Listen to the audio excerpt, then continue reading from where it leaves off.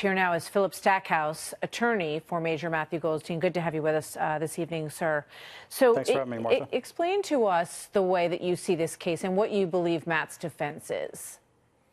Well, Matt's defense is one of really just telling the truth, the same that he did when he was being interviewed by an analyst with the CIA during his employment process.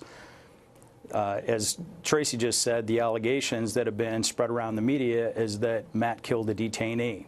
There is no evidence that this individual was still detained. All of the evidence in the case from 2015 forward, when I represented him at his Board of Inquiry, all of the evidence in this case is that individual was cut loose and released from the combat outpost that Matt commanded in Afghanistan in 2010. Matt executed an ambush at some time after that the individual was released, resulting in his death. And that's the facts. Now, Matt had expressed that in the past, when people had been released, they became informants, basically, and that they came back to attack his base, his people, and two of his fellow Marines, I believe they were killed just prior to this, and he believed that this person was the person responsible for the deaths of those two servicemen, correct? That's correct, and the facts will show that, in fact, he was the bomb maker who had set off the explosive that killed those two Marines. There was confirmation of that while Matt was in Afghanistan. So what happens now, and on what grounds was it reopened, and what impact might the president's comments have? Well, let me go backwards first. Yeah. I think the comments by the president when he tweeted, I think it was just yesterday, there's been a lot of talk about that being unlawful command influence, or perhaps, it could be. I've been doing this for close to 20 years now. I've never seen a prosecutor bring an unlawful command influence motion against a higher authority. The president's the commander-in-chief. He is, in fact, a convening authority. He can take jurisdiction of this case and handle it himself. Additionally, as you know, the president has the power of the pardon, and he could issue a pardon to Matt for these charges. And those are the things that we're hoping that he's looking at doing.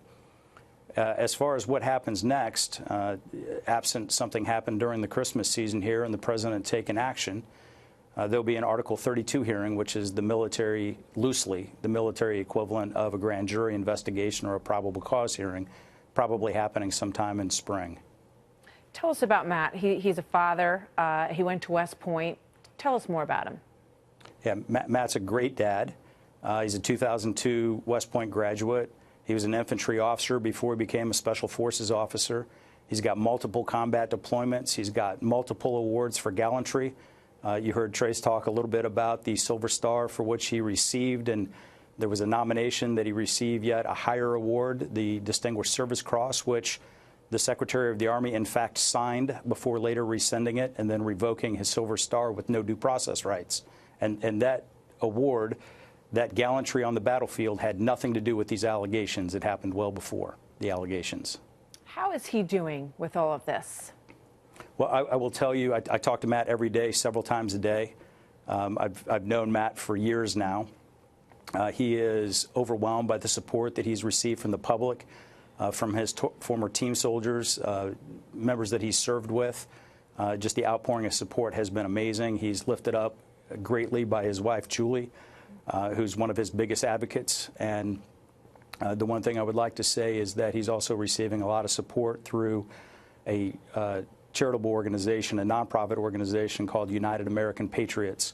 And they are helping Matt with his defense so that we have all of the experts that we need to be able to defend him the very best way that we can. Phillip Stackhouse, please keep us posted. We'll be following this as we go. Thank you, Martha. Thank you so much for being here tonight.